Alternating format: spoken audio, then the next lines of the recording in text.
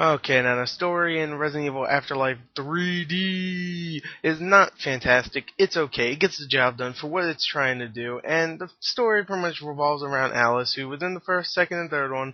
And she's pretty much, after the third one, she finds a whole bunch of clones of herself. So she's like, you know what, let me get all my clones, train them to be badass like me, give them my superpowers like she has. If you've seen the other movies, you know what I'm talking about. And pretty much go out and yeah, destroy the ones that are involved in the whole freaking zombie apocalypse, Umbrella. And that's right in the beginning of the film. They kind of fail because they blow up the whole freaking. Well, they do kill everybody in the building except the one main person, Albert Wesker, who is the reason why this all happened. And pretty much the whole movie is her looking for survivors. And when she finds the survivors, she's gonna go and kill Wesker somehow, some way. Coincidentally, she finds them, obviously, somehow, some way. So yeah, the story is not fantastic. It's a lot of coincidences in this movie, but overall it's not bad at all. So I'll give it a point 0.6 out of 1.0. So let's go on to the acting of the film. Okay, now the acting in Resident Evil Afterlife in 3D is actually not that bad. It's not fantastic at all, but it's okay. Mila Jovovich as Alice, I always liked her as Alice, and even though Alice is a fictional character, and well, okay, all the characters in this movie are fictional, but fictional to the Resident Evil mythology, yeah, mythology. She's still pretty good. Ali Larta as Claire Redfield. I still can't see her as Claire Redfield because Claire Redfield to me is one of those characters that's supposed to be perky looking, not badass looking. Just, yeah, I mean, she is badass, but she doesn't look badass. And Ali Larta, sorry, no bueno. But she's good in the movie. She just doesn't look like her at all, really. Wentworth Miller plays Chris Redfield, and he's okay. You know what? Everybody's saying like, oh, he's not very good. I thought he was okay. Some lines he says were kind of cheesy, but overall, I thought he did a decent job.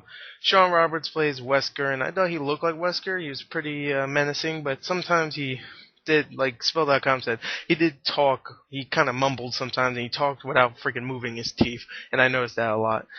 So yeah, he's not fantastic, but he's pretty good. He looked like him, so he looked like him. Boris Kajo plays who is gonna be in the new show Undercovers, from J.J. Abrams.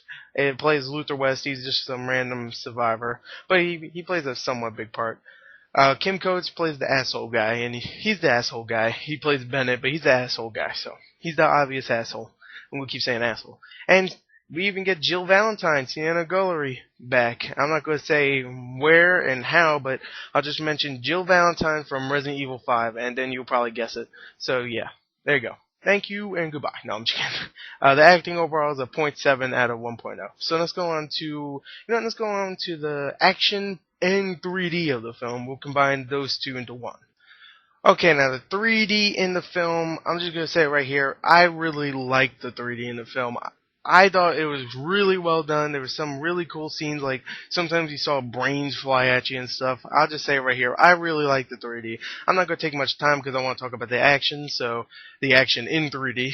And yeah, I'll just say it right here, I really like the 3D in the film. Now, it's nowhere near as good as Avatar's, and it's advertised like using the same cameras as Avatar. Ooh, but I thought they were good. I thought the 3D was good overall. So yeah, let me talk about the action of the film, which was pretty good overall. Now, I didn't love the action in this film. Sometimes it was really cheesy. Sometimes it just ripped Matrix off completely. But I thought it was really fun, even though it ripped off some of it.